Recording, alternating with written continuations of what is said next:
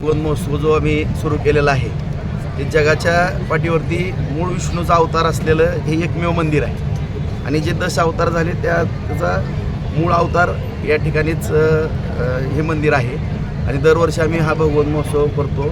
यावर्षी 2026च्या निमित्तानं भव्यदिव्य प्रमाणामध्ये आम्ही भगवन महोत्सव केलेला आहे। या ठिकाणी 9 दिवस एक सांस्कृतिक कार्यक्रम, भावगीताचे, ऑर्केस्ट्रा, नाटक हे सगळे कार्यक्रम केले जातात।